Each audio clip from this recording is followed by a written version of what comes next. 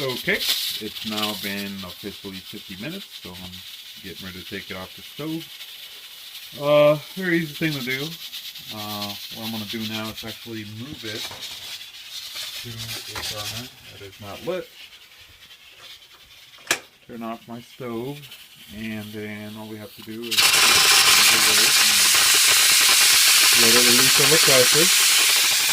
That's going to take a couple of minutes with that. You see a lot of liquid shooting out because I actually filled it up a little higher than I was supposed to in terms of liquid. With old pressure cookers, one of the things, that's actually true for most pots too, when you're cooking, you usually want to get a pot that is at least, I want to say a third larger than the recipe you're going to cook. So this is, I'm sorry, not a third, a fourth larger than the recipe you're going to cook. This is an 8-quart pressure cooker, and most recipes I cook are around 6 quarts, so that gives you a little bit of headroom.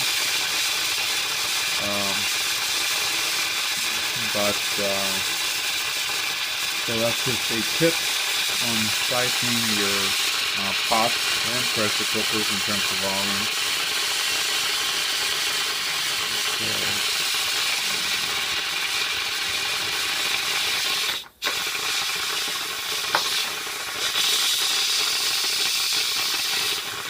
That's almost done.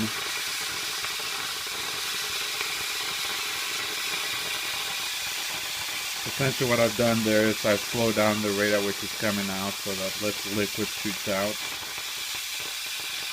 I just unscrewed it and put the top in the thread.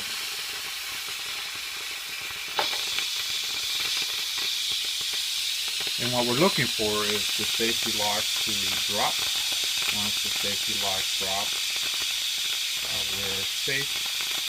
And I mean, there's nothing wrong with wiggling it or just, as long as you can get it to drop. If there's too much pressure there, the safety lock will just come back up. So on a few occasions I've pushed it down just to help expedite things, but like I said, it doesn't stay down if there's too much pressure there, it'll just come back up. So now we see that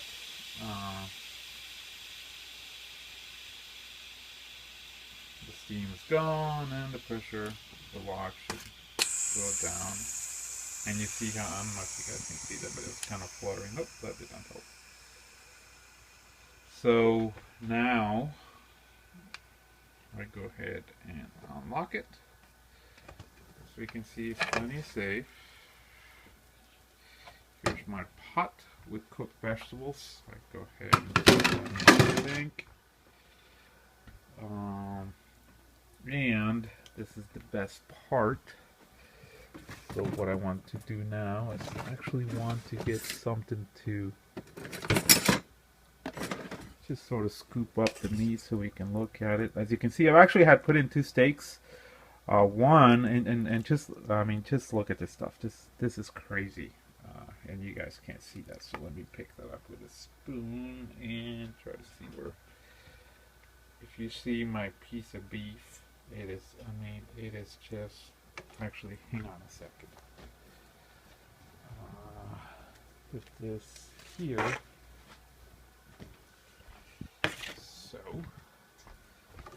let me just bring one of my pieces of meat here, and if you look,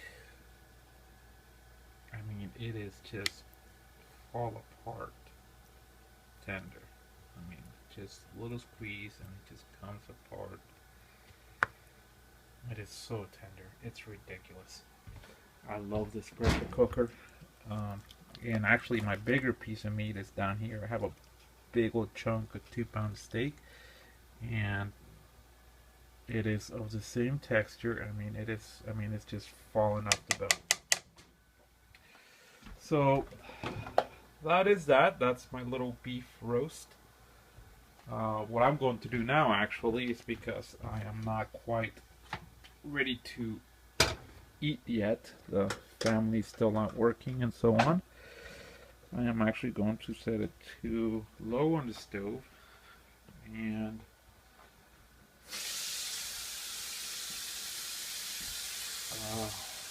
I'm going to add some additional liquid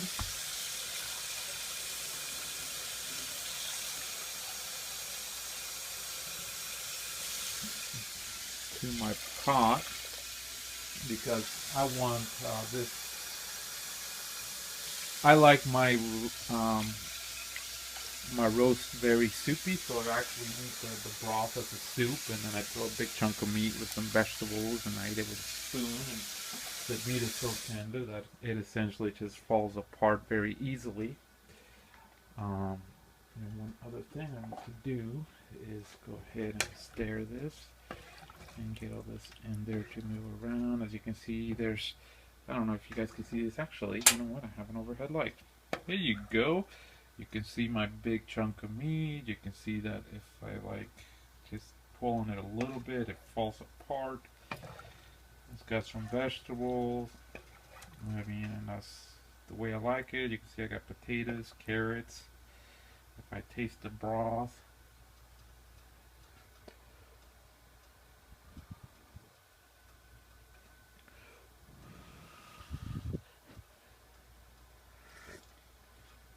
it is delicious and beefy and vegetable-y. And at this point, this is where I actually like to make adjustments. I'll come in, and this is where I actually add salt. If I can find my salt shaker. There we go. So, great salt shakers, Mickey's bottles, put 3 holes in them, and I mean, just pour it in there without fear. And stir it again, and get all that stuff in there to move around. And once that stuff is moved around, take another taste. Oh, delicious.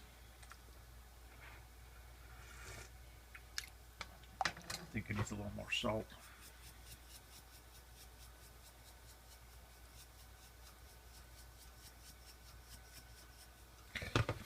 That's it. So that's the pressure cooker. It works really well. Don't understand what issues other people have with it. I don't have those issues. It works fine for me. As I said in my comments, I was able to order the seals. The seals were $8 from the TTU Corp website. They were very helpful. And that's pretty much it.